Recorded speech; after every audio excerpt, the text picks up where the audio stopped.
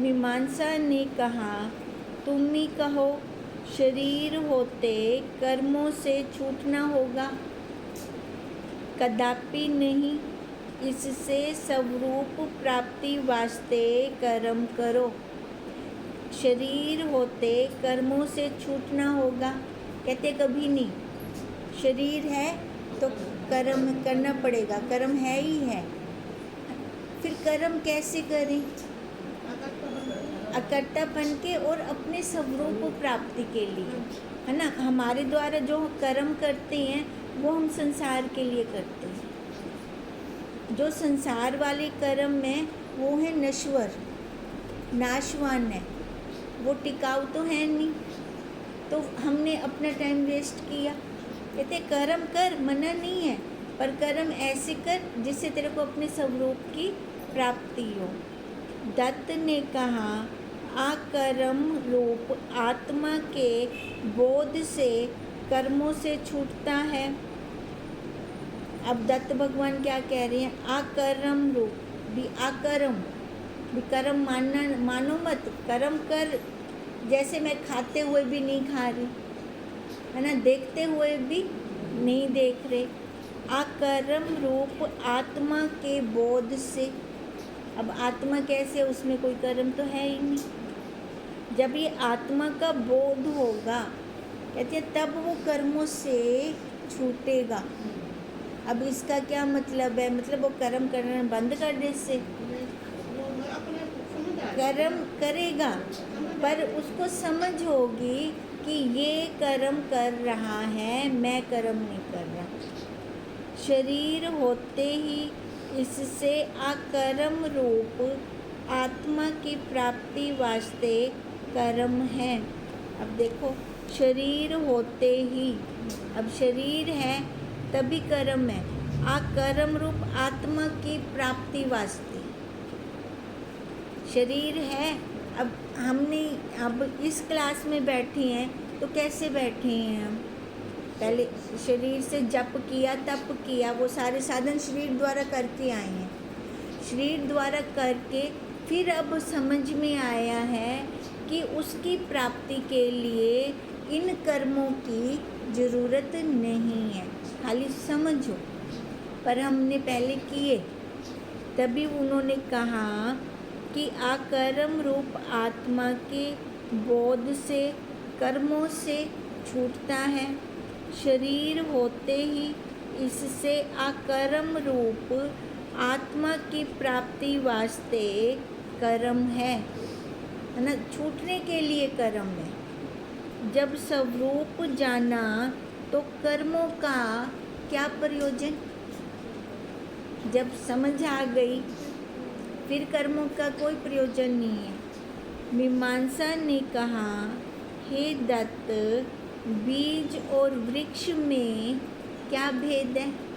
अब मीमांसा कह रहे हैं। दत्त ने कहा, यहाँ दृष्टांत नहीं लेना। साध्य की प्राप्ति हुए साधनों की कुछ अपेक्षा नहीं। कहते ये वाला दृष्टांत यहाँ नहीं चलेगा। बीज और वृक्ष में क्या अंतर है? कहते वो यहाँ नहीं चलेगा। एक बार जब साध्य प्राप्त हो गया, है ना, मंजिल तक पहुँच गए, फिर साधन की ज़रूरत नहीं है। जैसे भोजन के सिद्ध हुए किसी काल में रसोई के साधनों की आवश्यकता नहीं है। एक बार तृप्ति हो गई, भोजन कर लिया, फिर रसोई में क्या करने जाएंगे, है ना, फिर तो कुछ बनाना नहीं है ना। हे मीमांसा, किसी पुरुष को किसी देव स्थानों में जाना है और 3 मंजिलों से आगे देव स्थान है। जब तक एक मंजिल चलकर दूसरी मंजिल को पहुंचता है तो प्रथम मंजिल के कर्तव्य से वो रहित है। अब किसी स्थान पे जाना है ना, वो 3 मंजिलों के बाद है हमारी मंजिल। अब एक मंजिल चढ़ गया, अब दोबारा उसको एक मंजिल की कोई ज़रूरत है नहीं। ऐसी दूसरी पे ऐसे जब तीसरी मंजिल पे अपनी पहुंच गया जहाँ उसको पहुंचना था, अब फिर उसको पीछे की ज़रूरत तो नहीं है। जब तीसरी मंजिल को पहुंचता है तब दूसरी मंजिल की कर्तव्य से छूट जाता है। तैसे ही जब चौथी मंजिल को नामदेव स्थान को पहुंचता है तब तक कृतकृत्य होता है। जब पहुंच गया अपनी मंजिल पर तब वो कृतकृत्य हो गया, तब उसको किसी साधन की ज़रूरत नहीं है। परंतु 3 मंजिलों को तय करे बिना, 3 मंजिलों को तय किए बिना कृतकृत्य नहीं होता। अब देखो, हम अपने साधनों को तय किए बिना कृतकृत्य नहीं होंगे। समझ आएगी, तब समझ आएगी, हमें करने पड़ेंगे। हाँ, कारण 3 ये हो गए ना। अब देखो, अगर वैसे ले रही हैं 3 तो ये हो गए, अगर वैसे इनकी भाषा से ले रही हैं तो सीधा ज्ञान पर जब हम बैठ जाएं तो देखो स्थिति नहीं टिकती। सीधा अब माता जी ने ज्ञान पे बिठाया, स्थिति नहीं टिकी, है ना। पता, शब्दकोश बन गया, स्थिति नहीं टिकी।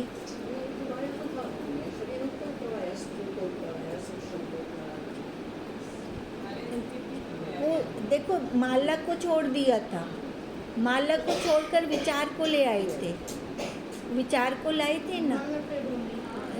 फिर नहीं, माता जी ने माला को ज़्यादा नहीं फोकस करवाया, सीधा विचार पर।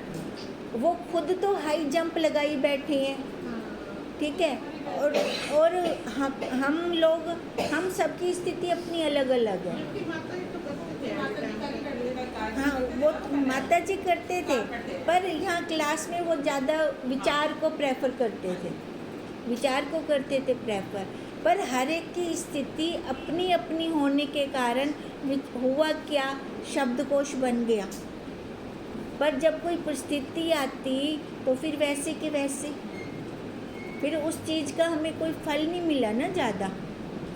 फल कैसे, जब माला उठाई, अनुष्ठान किए, आप सबको अपना अपनी अनुभूति होगी। जब वो माला के द्वारा हमने जप को बढ़ाया, फिर ये स्थिति कैसे अपने आप स्थित हो गई, हमें खुद को नहीं पता। कैसे कोई बटन खोला क्या हमने, बटन खोला, ये बटन बंद कर रही हूँ, अब ये बटन खोल रही हूँ, इस में जा रही हूँ, ऐसा कुछ किया नहीं ना। क्योंकि देखो, जब तक साधन नहीं क्लियर होते ना हमारे, आप सीधा हाई जंप किमें मारसूँ, तले तो उत्ते किमें बन सकदूँ, बन ही नहीं सकते। उसके लिए स्टेप बाय स्टेप जाने से क्या हुआ, शब्दकोश हमारा पहले से बनना पड़ा था, वहाँ पे पक्की दृढ़ता जमती गई हमारी। उसमें शब्दकोश में हमें ज़्यादा पुरुषार्थ नहीं करना पड़ा, खाली बस जो पीछे वाले साधन हमारे नहीं हुए थे उनको हमें तय करना था। वो साधन तय करके स्टेप बाय स्टेप जाते जाते मंजिल तक आएगी। पहली पति मंजिल वो है, लिख दी पिए। हाँ, फायदा हुआ ना, इस चीज़ का हुआ ना बेनिफिट। हाँ, दृढ़ता होगी। अच्छा, इन्हें आख दिया ना माता जी, ए वाला बाद में निकलिया। हाँ, अनुभूति बाद में वही हुई ना। हाँ, वही अनुभूति निकली ना। देखो, जब तक खुद की अपनी अनुभूति नहीं होती फिर मिठास का पता कैसे चले।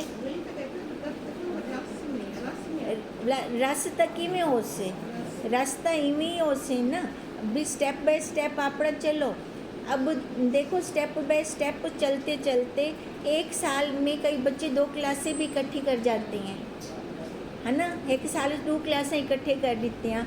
1 साल का टाइम बच्चे आ ला, अगले साल 2 क्लासें ला इकट्ठे कर देती हैं, ला टाइम बच्चे आ, है ना। अगर वो नीचे से सीधा नर्सरी की क्लास से 10th की बुक पढ़ना चाहे, जितना मर्जी टाइम लगाता रहे, नहीं पढ़ सकता, क्योंकि बेस तो क्लियर ही नहीं है।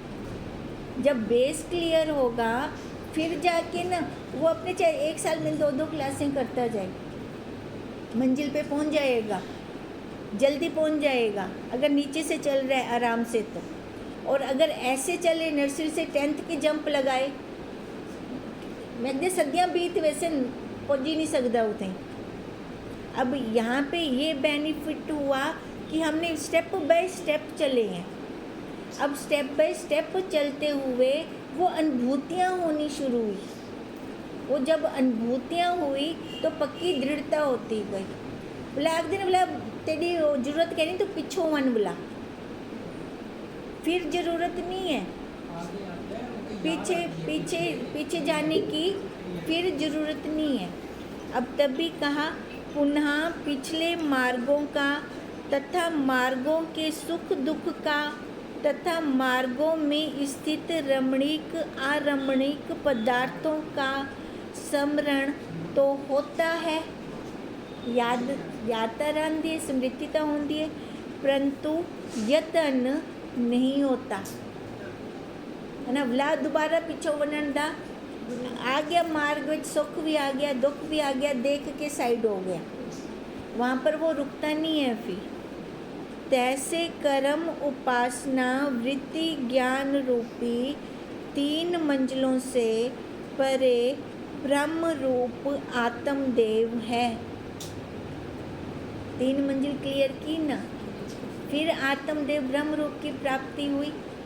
अब कर्म उपासना वृत्ति ये ज्ञान रूपी ये 3 मंजिलें हो गई। अब जब इनको ये मंजिलें हमने पार कर ली, फिर उसके बाद अपने स्वरूप की फिर प्राप्ति हुई। तिसकी प्राप्तिवत प्राप्ति से एक कर्म क्या तीनों काम निष्प्रयोजन हैं। अब कहते हैं प्राप्त की प्राप्ति की है हमने, फिर उसके लिए एक कर्म क्या ते 3 कर्म क्या, फिर तीनों निष्प्रयोजन है, फिर तीनों की हमें कोई आवश्यकता नहीं है। अब 3 कौन से हो गए, ये कर्म हो गई, उपासना हो गई, वृत्ति ज्ञान हो गया, है ना, उनकी हमें फिर जरूरत नहीं है।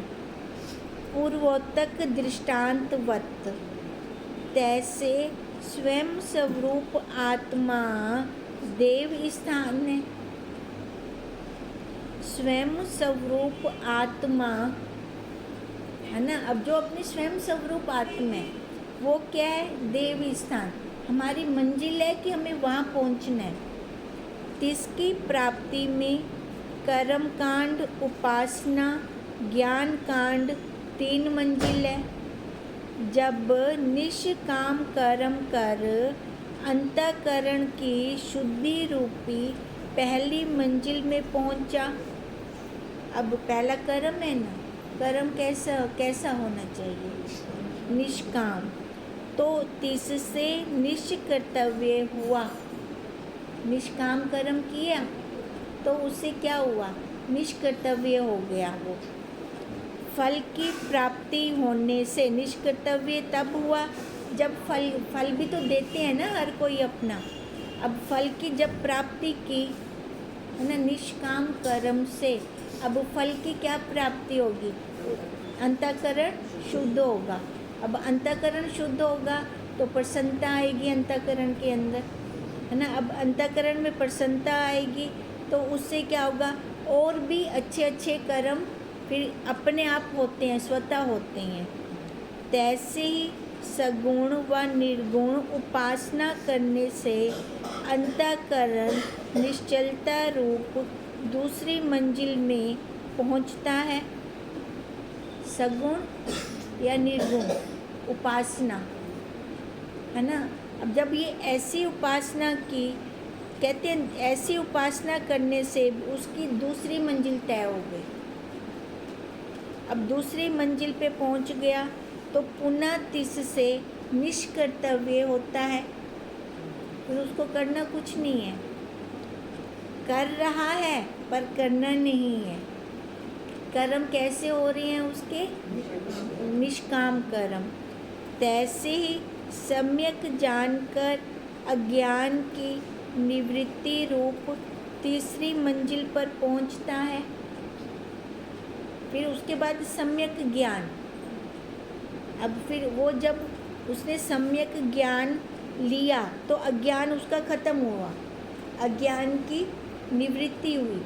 अज्ञान की निवृत्ति करके तीसरी मंजिल पर वो पहुंचा। तब तिसके यत्न से रहित, यह नहीं कि पीछे लौटकर फिर यत्न करता है। अब जब तीसरी मंजिल पे पहुंच गया ना, अब उसको यत्न नहीं करना पड़ता। किसके लिए? अपने स्वरूप में स्थिति करने के लिए।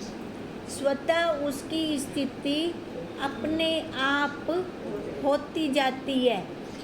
उसके लिए फिर उसको कोई यत्न नहीं करना पड़ता। खाली विचार लिया, गुरुदेव के मुख से सुना, स्वतः वो उसके अंदर बैठ गया।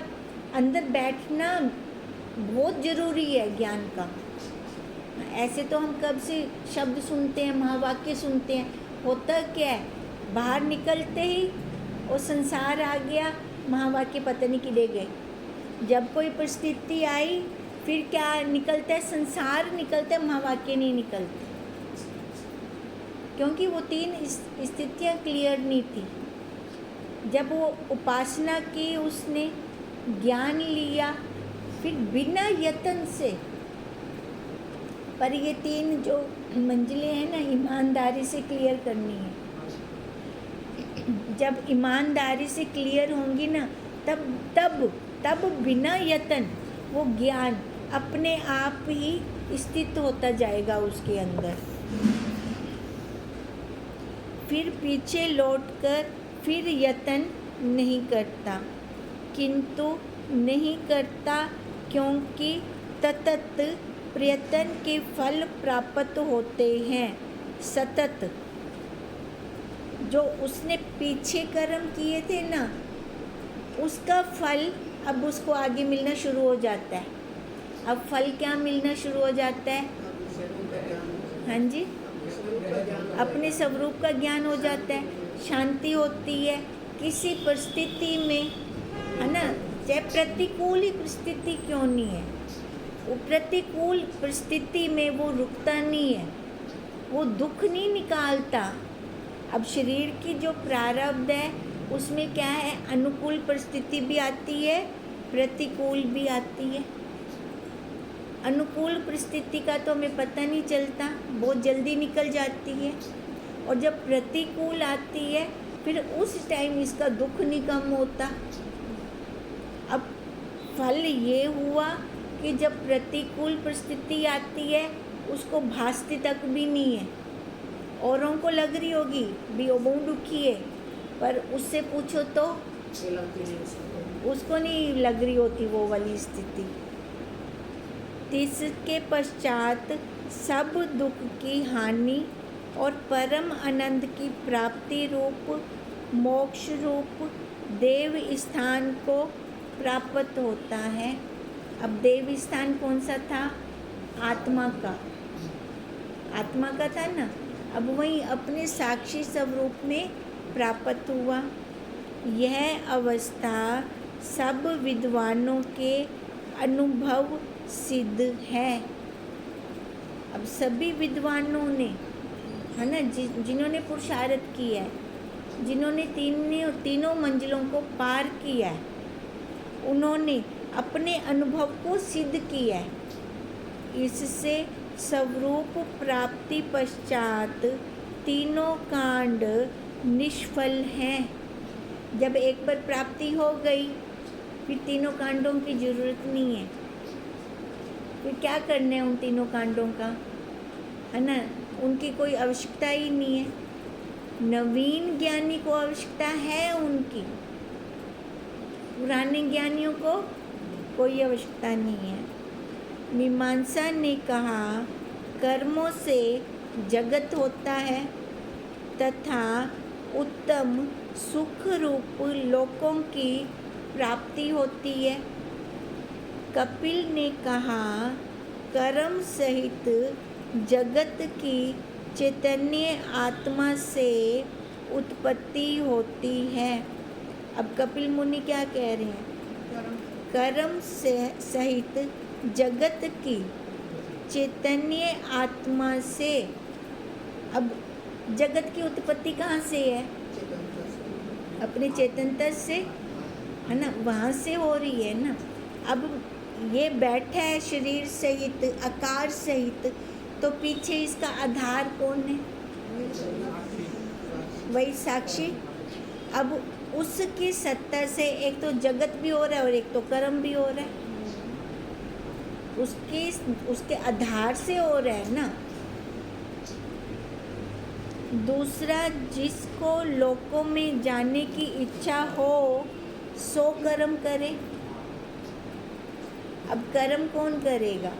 जो कर्तापन से कर रहा है, और जिसको अभी कुछ और भी प्राप्त करना है, मेरे को ये चाहिए, मेरे को ये चाहिए, मेरे को ये चाहिए, तो वो कर्म जो करेगा शरीर पे बैठ के करेगा। अब मान लो अब उसकी इच्छाएं इतनी सारी हैं, बीच में शरीर छूट जाता है, लो दोबारा उसे ना, फिर वो दोबारा आएगा, क्योंकि उसकी पूरी तो हुई नहीं इच्छाएं वासनाएं, उसको फिर से आना पड़ेगा। तभी का दूसरा, जिसको लोकों में जाने की इच्छा हो सो कर्म करो, जिसको इच्छा नहीं सो मत करो। फिर वो क्या करेगा? जिसको इच्छा नहीं है वो अपनी प्रारब्ध के अनुसार करेगा। जो प्रारब्ध में आ गया तो कर दिया, है ना, कहीं भटकन नहीं होगी उसकी। परंतु कर्म करता कौन है? कर्म करता कौन है? यह विचार मुमुक्षु को अवश्य कर्तव्य है। अब मुमुक्षु है, जो जिज्ञासु है, उसको क्या विचार करना चाहिए? हाँ, कर्म को करता कौन है? मीमांसा ने कहा, हे साधो, कायिक, वाचिक, मानसिक 3 प्रकार के कर्म हैं। कर्म तीनों से बनते हैं, शरीर से भी बनते हैं, वाणी से भी बनते हैं, मन से भी बनते हैं। आत्मा अनात्मा का विचार मानसिक कर्म है।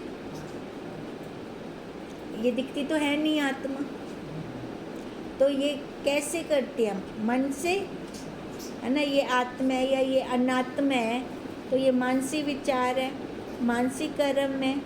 विचारना, ना विचारना, यह भी मानसिक कर्म है। जो कुछ कथन करोगे व ना करोगे सो वाणी का कर्म है। वाणी से कुछ हम गलत बोल देते हैं तो कर्म बन जाता है। जो कथन चिंतन करोगे व ना करोगे सो मानसिक कर्म है।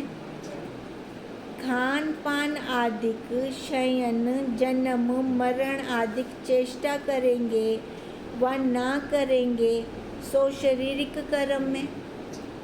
कहो किस काल में अकर्म हुआ? और अगर खाली में बैठा भी है ना, तहाँ भी वो कर्म करता है। हाँ, मन से हो रहा है, फिर वो कर्म कर रहा है। कहो किस काल में अकर्म हुआ? बिना कर्म के हुआ ये। सारांश यह है कि यह देह ही कर्म रूप है। कर्म से कर्म अतीत कैसे होता है? कर्म से कर्म कैसे काटें? दत्त ने कहा, जो शरीर रूप होवेगा सो कर्म रूप भी होवेगा। इन्होंने तो गाली मुका दी। जो शरीर रूप होवेगा तो सो कर्म रूप होवेगा ना। जो अपने आप को मंदा ही नहीं शरीर, है ना, तो कर्म होता किमें थी से?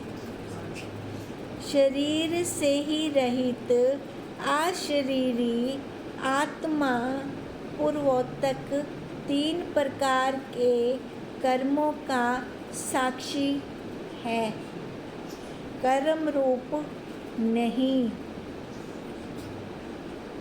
शरीर पर बैठे हैं तो कर्म है, उस साक्षी में तो कर्म है ही नहीं।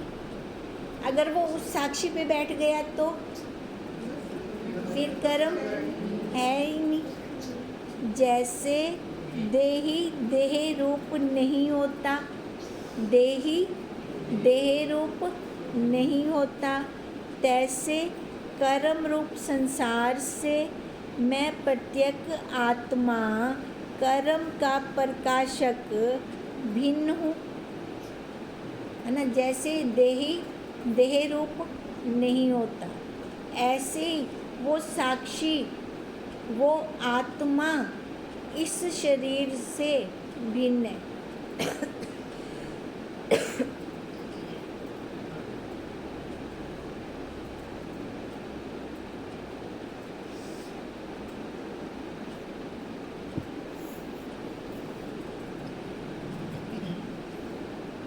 वो इस कर्म रूप संसार से मैं प्रत्यक्ष आत्मा, भी मैं तो अलग हूँ ना इस कर्म रूप संसार से, कर्म का प्रकाशक फिर भिन्न हुआ, है ना। उसको अलग से प्रकाश कर रहा हूँ।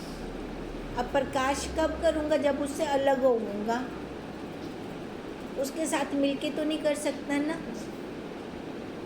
कर्ता के अधीन कर्म है, इससे जड़ है। कर्ता के अधीन कर्म है, कर्ता ही कर्म करदा पे। कर्म कर्म थींदा किससे है? कर्म होता किससे है? शरीर से, और शरीर जड़ है, ये अपने आप कर्म नहीं कर सकता। प्रसिद्ध कर्ता कर्म भिन्न भिन्न होते हैं, एक रूप नहीं। कर्ता और कर्म कहते हैं वही प्रसिद्ध है ना। करण वाला अलग है और जेड़ा कर थींदा पे कर्म वो अलग है। अगर ये शुरू तो ही प्रसिद्ध है, ये दुए एक कहने आपा एक क्यों बनाई बैठूं, एक बनाई बैठे हैं ना, इस जड़ को ही मैं मानी बैठे हैं। मैंने किया, शरीर पे बैठ के किया ना, नहीं तो वो तो करदा ही कहनी ला। आप आख नहीं सकते ना मैंने किया। अगर मैं वो साक्षी हूँ तो फिर मैं नहीं कह सकती कि मैंने किया। अगर मैं साक्षी नहीं हूँ ला मैं बोल सा, है ना, मैं कितना। इससे कर्मों का सार करता है, कर्ता कर्म करो व ना करो। कर्मों का सार कौन है? कर्ता, जो करने वाला है ना। कर्मों का सार वही करता है। कर्ता कर्म करो व ना करो।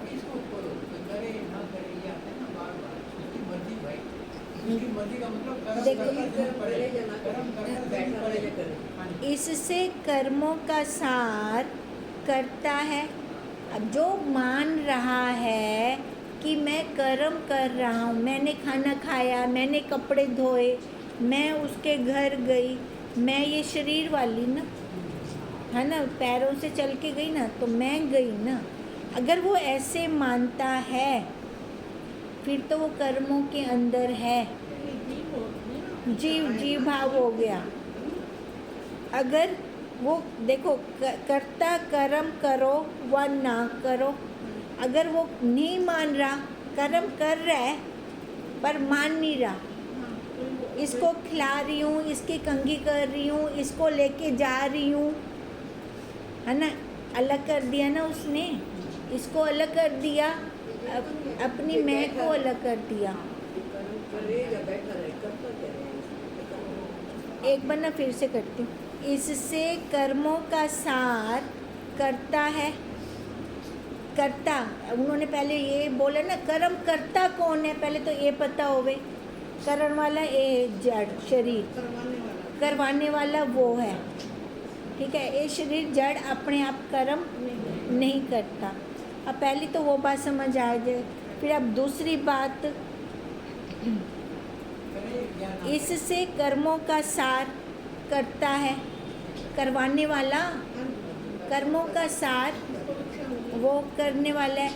अगर वो जीव बन के कर रहा है तो कर्म है, अगर वो जीव बन के नहीं कर रहा तो कर्म अलग कर दिया ना, ये कर रहा है, ये खा रहा है, इसको सुला रही हूँ, इसको नहला रही हूँ, अलग कर दिया।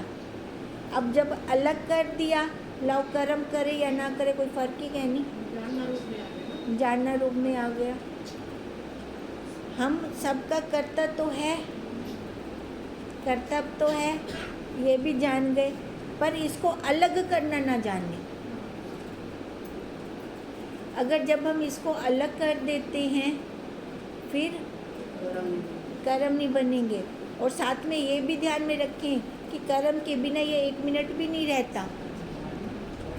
कर्म के बिना 1 मिनट भी नहीं रहता, पर बुद्धि के अंदर ये दृढ़ता हो कि ये कर रहा है ना। बस दृढ़ता यही होनी है और कोई दूसरी नहीं होनी। अब जैसे ये दृढ़ता हो जाएगी, फिर कर्ता कर्म करो व ना करो, वो जो वो कहने वाला, हाँ, अंदर से निबेड़ा हो गया उसका फिर।